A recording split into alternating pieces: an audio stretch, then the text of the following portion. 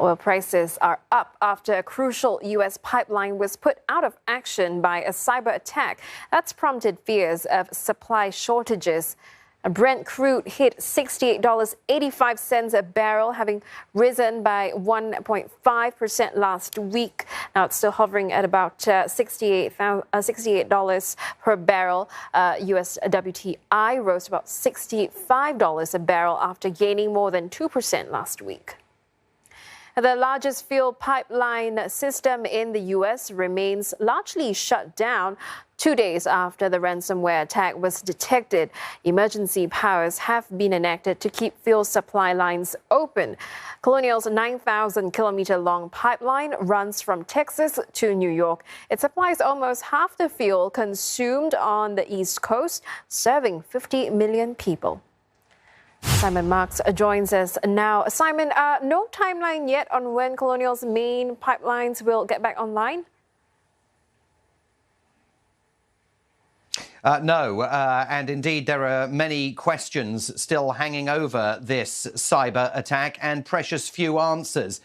Colonial, which is a private company, says that it's keeping most of the pipeline shut down while it puts together a restart plan, which will see the pipeline open in increments. And they're not committing to any timeline for exactly how long it will be before they return to full capacity. And one of the reasons why that is causing anxiety here in the United States is that we are right on the cusp of the summer driving season in America, a summer driving season that's expected to be busier than most, given that so many international destinations are closed to American travelers as a result of COVID-19, that domestic holiday travel is likely to be a bigger issue this summer than previously. And for many Americans, that's going to mean long car journeys. So I think a lot of motorists keeping their eye on the price at the pump at the moment. It hasn't increased, certainly here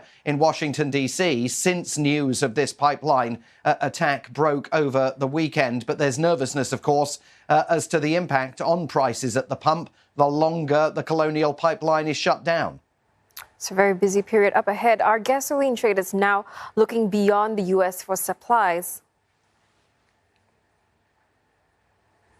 Not yet, Liz, because much of the supply for the summer has already been acquired and had been front-loaded. So I think that there will be nervousness. And were we still looking at the full-scale shutdown of the pipeline by, say, the end of this week, then you might see traders begin to look for other sources of supply. But the message from the industry is that because of the front-loading that takes place ahead of the summer season, there should be no major disruption to supplies here, provided that pipeline gets back online. I think the bigger impact is going to be in terms of politics and the debate that is now fueled over President Biden's $2 trillion infrastructure spending request. This is precisely the kind of cyber assault on a crucial piece of American infrastructure that backers of that proposal argue demonstrates the need to divert some public money urgently into sharpening America's infrastructure, whether that's rebuilding roads or defending strategic locations against cyber assault. All right, thanks very much for that. Simon Marks speaking to us from Washington, D.C.